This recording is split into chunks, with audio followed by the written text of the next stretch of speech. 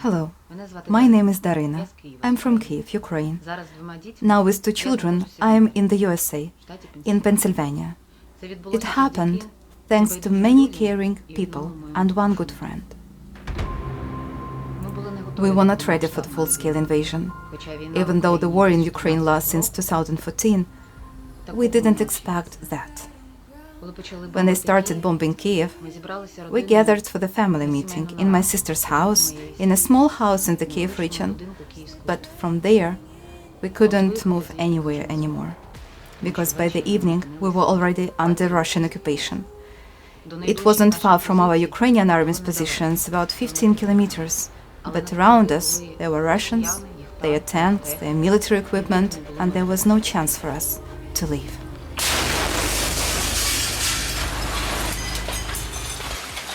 We knew that Russians were shooting the cars with civilians who were trying to escape, who were trying to drive to the territories under Ukrainian control, not under occupation. But they were shot. Despite the fact that, especially for Russians, people were writing on the cars in Russian language, children. 2 weeks without light, mobile connection, internet, and later without gas and heating, we thought about one thing: how to save the lives of our children. I have never felt such fear before. Constant shelling around the clock. We listened to the news on a small radio on batteries about how Russians are trying to take over my country. In 2 weeks we were able to leave thanks to volunteers. It was very scary. We had to wade across the river because the bridges were blown up. The next day we immediately left for western Ukraine, and only there we found out that the Kyiv region was liberated. And we came back to Kyiv. We were not going to live anywhere anymore, and even when the massive shelling of Kyiv started in autumn, we decided to stay at home. But it became more and more terrible. The electricity was turned off more often. There was almost no internet. And when my friend told me, "You can relocate to America with children," I decided I have to. We packed up very quickly and prepared documents, but I had no money for the trip. And again, my friend helped me, and simple Americans. We recorded a video and told about ourselves. Hi, my name is Daryna. I live in Kyiv. I have two wonderful children who continue to live, learn, rejoice despite the war in my country. They are strong, but I'm very afraid of them. Olenka is incredibly gently, loves fairy tales and animals.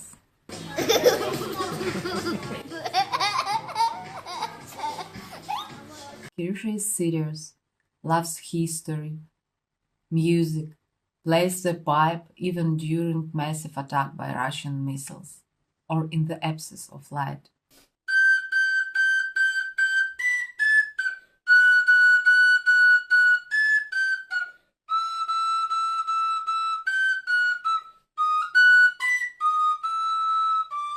He sings in the choir, and sometimes it happens in the bomb shelter of the music school.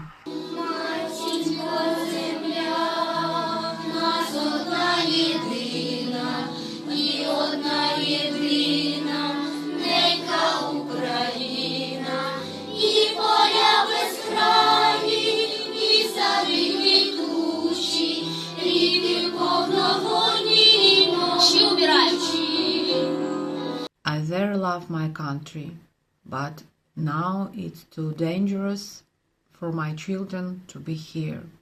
I want to say thank you very much for helping our country, for helping us. It was a real shock for me when I found out that the money for the trip was gathered in just 3 hours. It was something incredible, but I, with my children, we escaped. Only after crossing the border, I thought, what am I going to do now? With 2 children, alone, without knowing English. But I was wrong. I was not alone. Incredible people met me in Poland. Inga let us live in her apartment. It was a big surprise and shock for me, because she never saw us before. She didn't know us. She let complete strangers into her home. But there we spent 4 unforgettable weeks. My children were learning to sleep peacefully again, when they didn't have to hide in the corridor during air alerts because of possible shelling. They were getting used to the noise of the airplanes. They were getting used to a peaceful life. They began to rejoice again. They were changing very fast. And during this time I realized how important and right this decision was to leave. Alone, with 2 kids, abroad, it's hard. But you can endure anything when you have the real support. And I had this support. Inga and her friend Danuta, these are amazing people who didn't leave me alone and helped. When I arrived in the USA, I met even more incredible people. Our host family, Megan, and her family, they are amazing. I feel support from so many people. And even though our thoughts and our hearts remain in Ukraine, we always think about them, about our relatives who stayed, about people who defend our home. But here we are calm. Peaceful life is different. And when now we feel support, it's much easier for us. Children went to school. We visit museums, we go for a walk. It is peaceful life that everybody needs, each and every child in Ukraine. I'm incredibly grateful to all those people who support us. I'm grateful to America that supports our army, and American people who help our women, our children, because staying away from your home, from your family and friends, from your man, it's very difficult. But thanks to your help, we will make it through. Like our defenders will withstand everything to give us back our home.